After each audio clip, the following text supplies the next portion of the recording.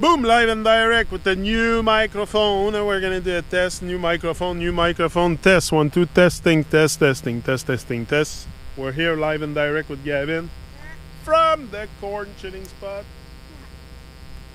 the cornfield, the GMO cornfield, I should say. Maybe that microphone will be better. If it's better, I'll use that one. Do not hesitate to try these experiments yourself, and you will be convinced. From now on, you will look at nature in a very different way. Oh, for sure. For sure, look at nature a very different way, huh, Gavin? Even I told Gavin the whole stuff about the book. And it's very true, because look on the ground, the plants on the ground, if we look closely, and you have some yourself. If you look at the ones on the ground, there's less points than the one on top, than the one further from the ground. So because the one further from the ground need to exchange more than the one on the ground. That's what I think. Makes sense. Makes a lot of sense. But common sense, not common practice. We know that.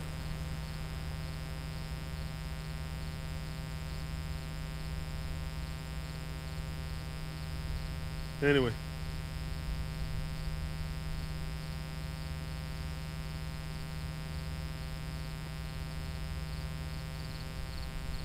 Before you used to see it without seeing it. Yeah. Before we used to see it without seeing it. Seeing nature without seeing it. You cross gardens, forests, prairies, and saw charm, harmony, and color contrast.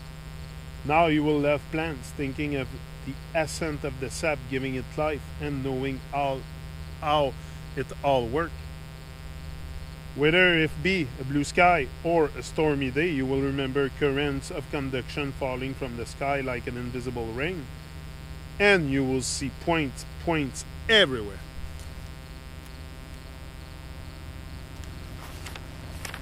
Fifteenth letter.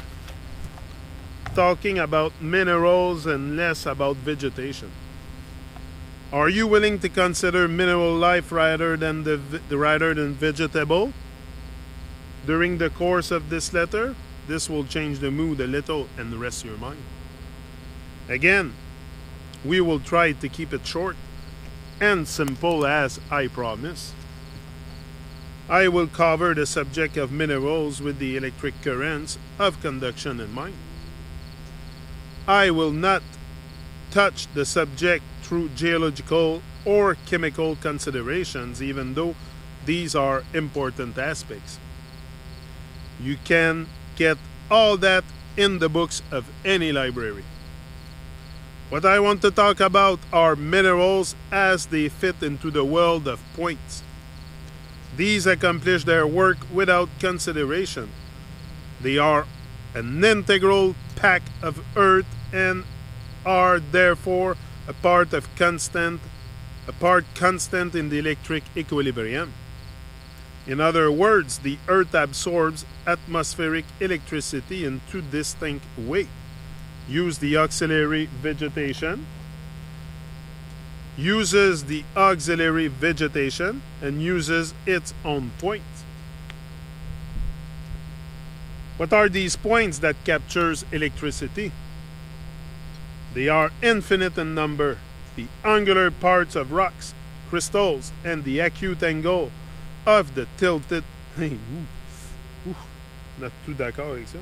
What are these points that capture electricity? They are infinite in number. The angular parts of rock crystals. Acute angle of the tilted earth. Not too sure about that.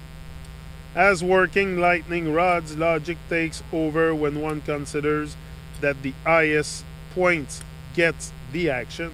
Therefore, vegetation is the first to receive the electricity pouring down on the earth. The living things are served first. But this guy puts the word globe so many times in that document. So many times it seems to me like brainwash. Like I'm starting to be brainwashed about the globe just reading his paper. Every time I said Earth, it was written globe. The living things are served first. The minerals point are then collecting the excessive currents of conduction or those that the living plants do not need. You can see that everything is quite logic in the organization of nature. At all times the exchange is being made. We do not immediately see the action of the electric exchanges, but certain manifestations become quite visible. Take Mont Blanc, France, for instance. This mountain is frequently topped by a cloud even in blue sky days. This colossal eminence of the earth is decorated with a multitude of points, crystals of permanent snow and ice, and it draws irresistibly the first cloud charged with electricity that happens to pass by.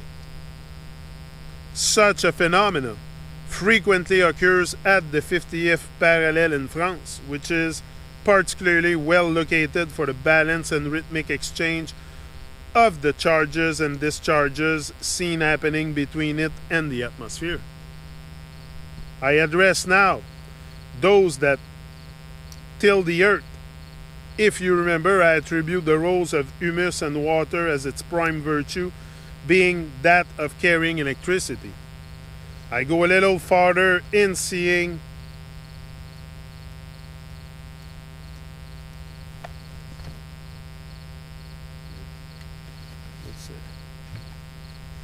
let's see what he writes on the page. I'm having a sacred mission, hold on.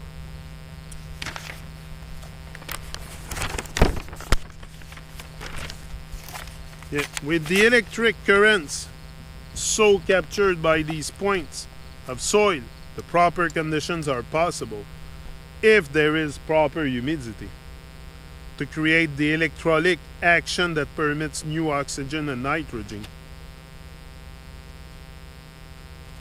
Therefore, new sources of life. This permits the multiplication of the aerobic bacteria, which are charged by nature to prepare the food for the plants. As alchemists, they manufacture ideal humus for the conduction of telluric currents and others. So to conclude, if one did not till the earth, one would have a flat ground without vegetation, without points that would not allow the new birth because of the lack of new oxygen, therefore no life. With tilling and one gets a multitude of point newborn oxygen and intense life in the ground. 16th letter, the regional interdependence. When traveling throughout the wild, in the countryside that has not yet been profaned by man's hand, I don't see regimental rows of wheat, nor apple trees set like platoons, nor the vineyards looking like a regiment all costumed for a great review. Instead, I see vegetation in its natural state, conforming differently to an organization much more complex but subtle that commands a desirable electric biological climate. It is so in the forest. Yeah. We'll be back.